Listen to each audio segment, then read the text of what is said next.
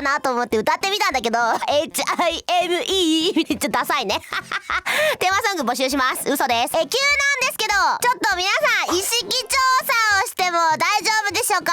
意識調査、これも口が多いですね。意識調査、はい。皆さんお姫様に憧れてるかい？これちょっと江戸前寿司みたいになっちゃったから、ちょっと待って、みんなお姫様に憧れてるか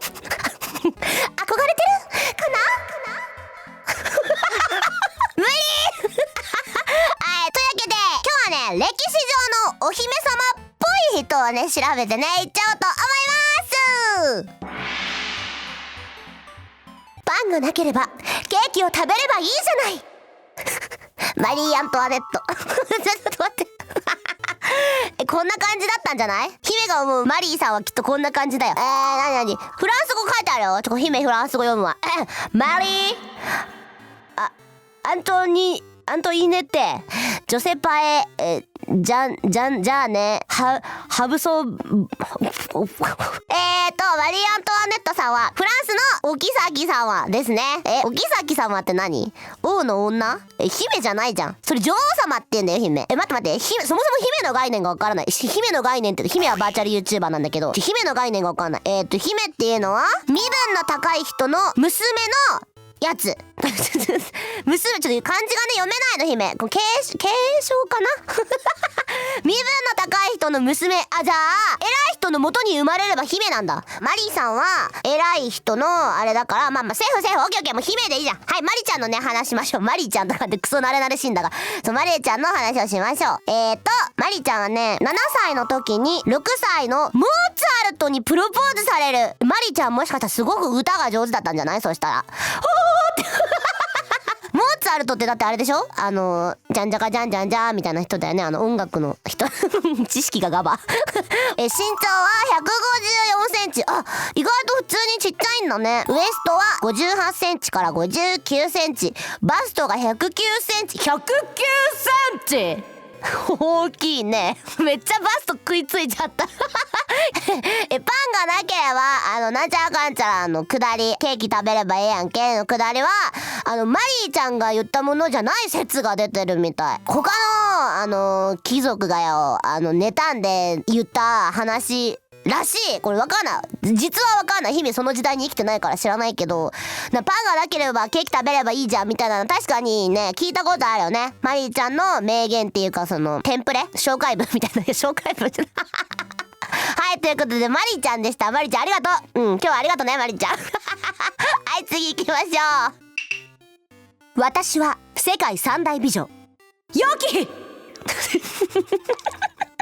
いや、ヨキヒさんがこんな人だったかは知りませんけど、はい、というわけでね、中国のヨキヒさんということなんですけどもね、好きなものがライチ。女だねライチが好きなんだって。ライチってそんな昔から存在するんだ。ライチ自体がよ。ライチとさ認識されてたってこと？待って、そんな昔からライチはライチっていう名前だったこと？まだライチにピックアップしちゃったね今。三大美女っていうぐらいだからね、ライチもそりゃ好きだわ最初は、皇帝の息子のお嫁さんだったらしいんですけど、旦那の父親に一目惚れされて結果皇帝の嫁になった。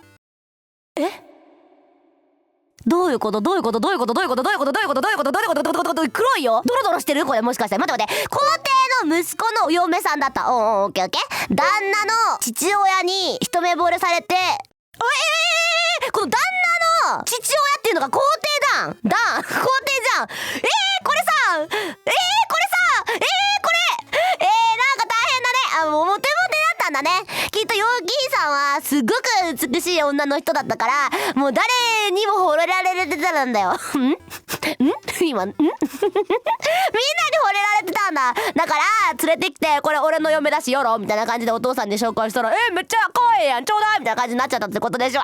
罪深い。美しいね三大美女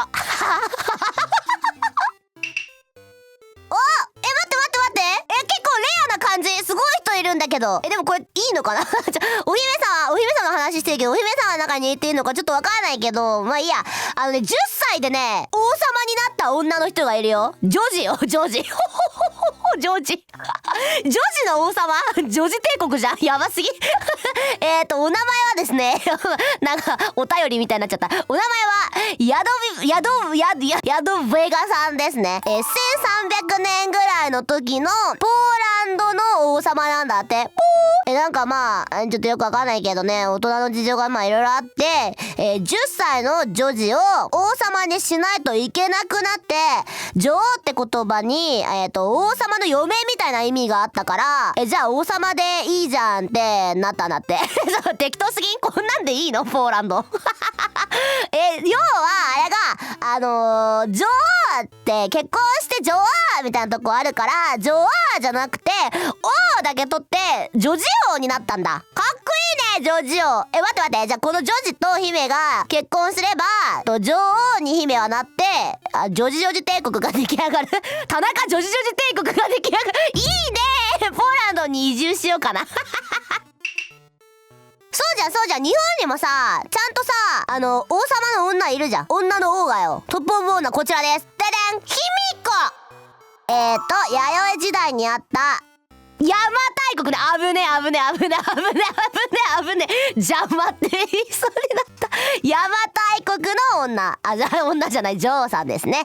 国を治めた方法は神のお告げ。どういうこと？耳元でささやいたってことわかんない。神のお告げ？ポストになんか入ってたみたいな？卑弥呼よりみたいなラブレターじゃん。いいな宮殿の奥から姿を見せることがなかった。どういうこと？陰のもの陰のものってこと？卑弥呼様、姫と一緒じゃん。そしたら卑弥呼様じゃんマジか。ネトゲミンってことね。オッケー。次239年に読めないねこれね。ミの帝国から新味和王の肩書きをもらう。これ絶対違うよね。新味和王の肩書きをもらう。